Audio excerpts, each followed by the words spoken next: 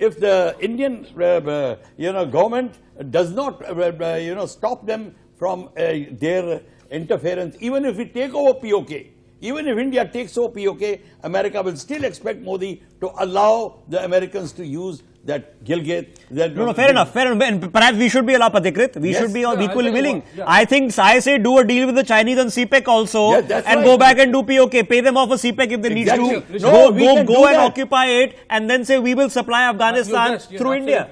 Rishabh, the Americans have been very vocal about the issue of Iran and the Chabahar port. They have been pressurizing India. India has to make it clear that, look, we need access to Central Asia via Chabahar through Afghanistan. If you don't want us to be in Chabahar, you have to give me an alternate route. And the alternate route then eventually becomes the POK and Gilgit-Baltistan. So there has to be, this is where we say that we are talking about two countries on equal terms negotiating. You want something from us, then you have to give something in return. We agreed to your, Katsa, and we agreed not to take any more oil from Iran. What happens to the Chabahar? How do you give me easier access to Afghanistan and Central Asia because everything is blocked by Pakistan? It is doable, and the reality is, and the reality is, I don't know if Joyita is mic'd up, I can rope you in immediately on this, Joyita. The reality is that even we have a very credible understanding that there are at least certain people within power structures in America who are willing to talk POK in return for a larger deal with India.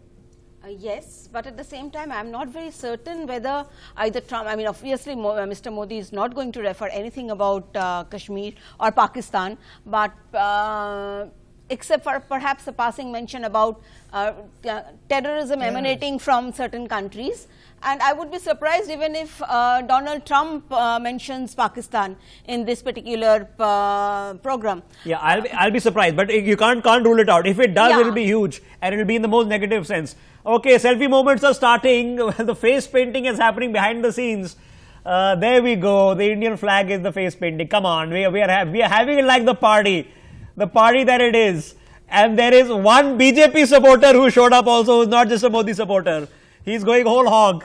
All the way. Joyita, sorry, just finish your thought. Why don't you finish your thought? Yeah, but at the same time, as you were just discussing before this, there is, I guess the establishment here is definitely thinking in terms of not just talking, they're actually perhaps thinking in terms of getting back POK, and if they can, as we say, if they can cut a deal with China, because we have just carried a news report in our newspaper today, which says that CPEC work has more or less stalled, primarily because you see of corruption in Pakistan, and apart from that, the trouble that the Baloch are giving over there.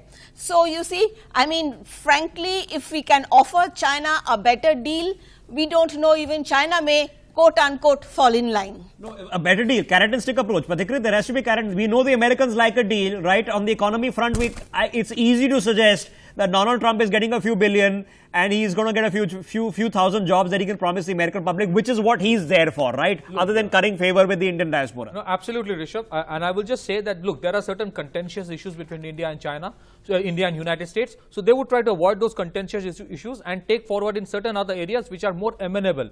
In terms of trade, yes, there are certain concessions that the American will look for. In return, what would India look for?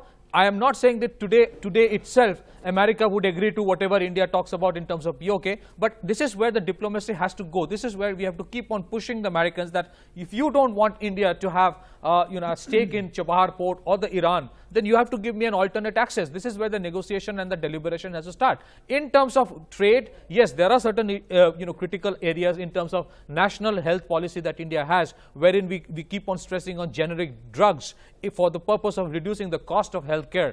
But the Americans would want a stronger patent regime. So I think there are certain areas which are contentious, they would avoid.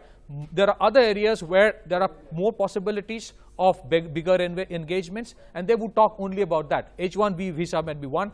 Two things that Prime Minister Modi did before going here. One is reducing the corporate tax, effective corporate tax to 25% and only 15% for new domestic manufacturing companies being set up. The other thing is that they have allowed 100% FDI in contract manufacturing. A lot of American companies who are getting entangled in this trade war between India, US and China are looking for a shift in their manufacturing basis. So this is a bait that Prime Minister Modi has given.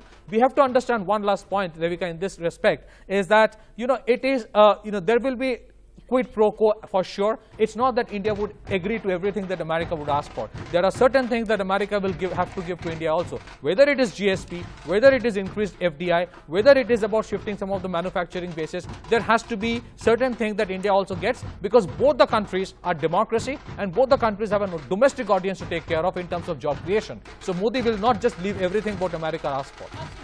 Shreya here also wants to come in.